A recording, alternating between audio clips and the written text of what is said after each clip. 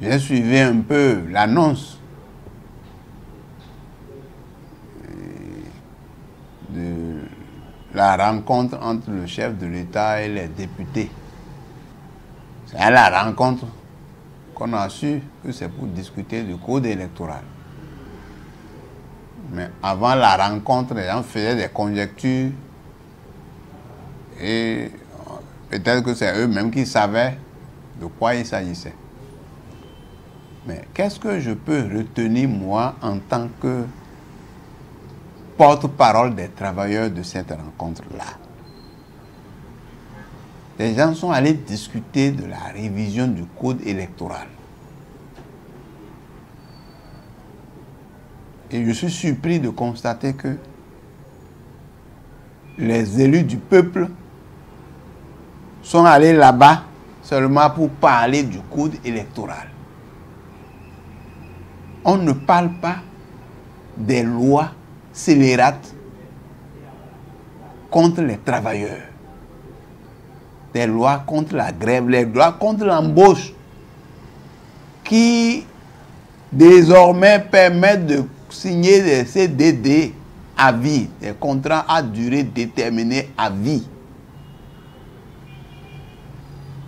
On ne parle pas de la loi qui dit que les attroupements non armés sont interdits au Bénin.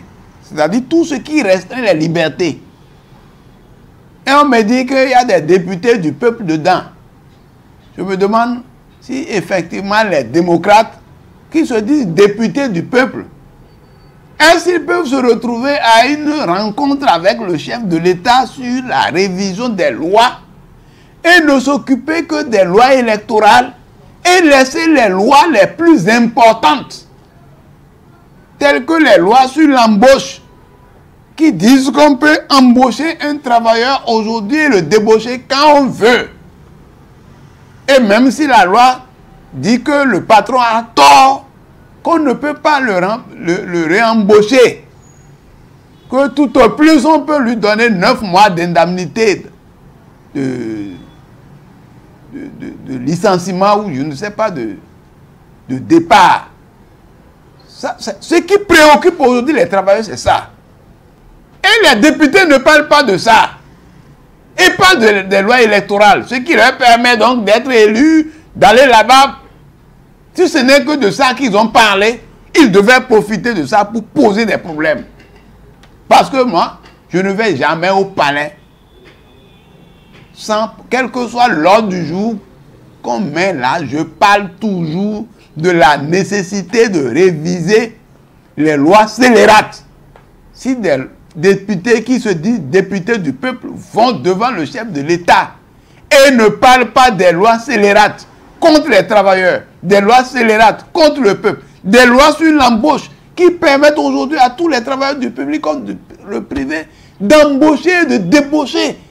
Même les AME aujourd'hui, on dit qu'ils n'ont même pas le droit de faire grève, de faire ceci, et ils meurent tous les jours. Du 1er janvier à maintenant, il y a près de 5 AME qui sont décédés. Plus de 100 enseignants sont décédés. Je ne parle pas des autres enseignants qui meurent et leurs parents qui meurent tous les jours à cause du manque de moyens pour soutenir. Les AME eux-mêmes qui meurent, ils sont plus de 100 à mourir de 2019 à maintenant. Et on ne s'occupe pas de ça. On s'occupe de l'élection, de comment ils vont faire pour rester députés, pour devenir ministre, pour devenir président, pour donc s'accaparer des biens du pays. Ça veut dire quoi? Ça veut dire que cela ne nous représente pas. Les travailleurs doivent savoir ça, qu'ils n'ont pas de représentants à l'Assemblée, qu'ils doivent se battre pour pouvoir effectivement avoir un pouvoir qui leur permet d'avoir de représentants à l'Assemblée pour voter des lois conformes aux aspirations des travailleurs, conformes aux aspirations du peuple.